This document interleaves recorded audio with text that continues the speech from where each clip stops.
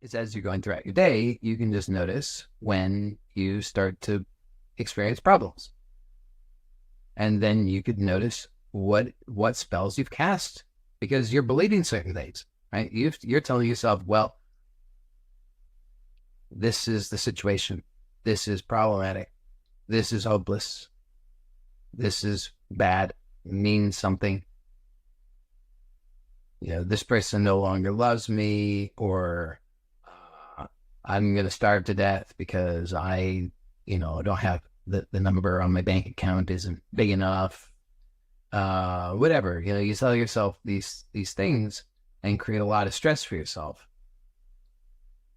So I'm going to, now here's the part where I'm going to share with you something, and this is enormously powerful. And this is the part that you really have to, you don't have to, you get to do whatever you want, but for your own benefit, I encourage you to make a commitment to yourself that you're only going to use this for good and only on yourself. Because what I'm going to share with you are some ways that you can actually question your thinking, that will give you powerful results.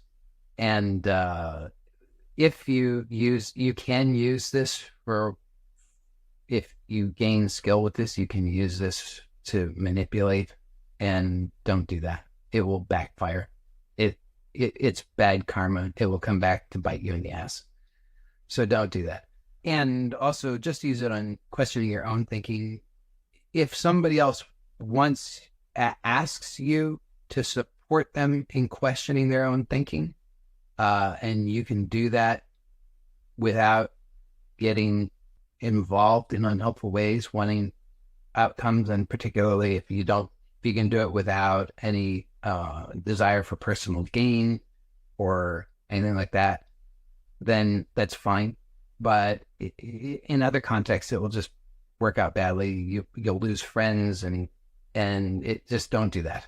It will just annoy people. It won't help them. But for yourself, questioning your own thinking is very, very powerful. So I'm not the only one, of course, who's pointed out that it can be valuable to question your own thinking. For people who have the I don't know what to call it, they have the experience of living in the United States, then you'll know about the phenomenon of bumper stickers. I understand that this is not everywhere.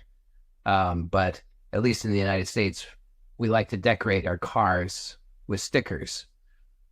And they usually have sayings on them. And one such bumper sticker is one that says, "Don't believe everything you think."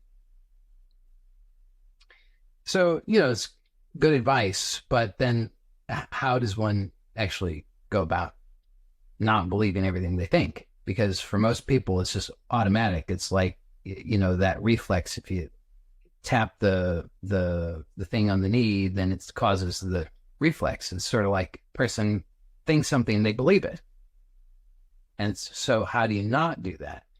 And there are teachings which provide certain techniques that are meant to help you with this. And what I found is for most people, those fall flat.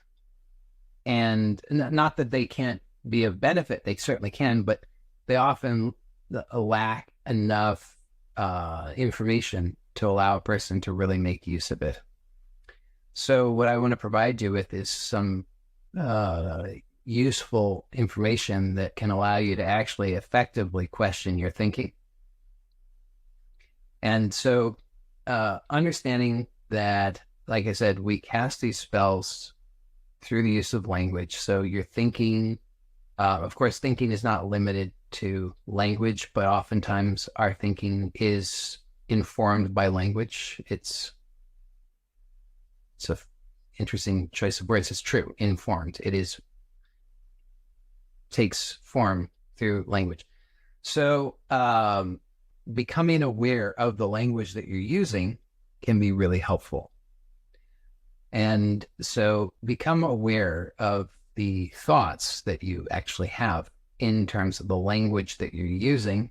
And then and certainly you can also pay attention to the words that you use when you speak out loud.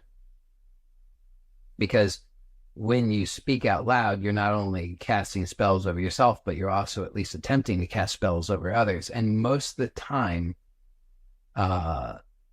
it works, for better or for worse. And a lot of the time for worse, because what happens is that these spells of limitation are woven over large groups of people. And so you see that people and that's what a culture is. A culture is, because a culture cannot be distinguished from its language.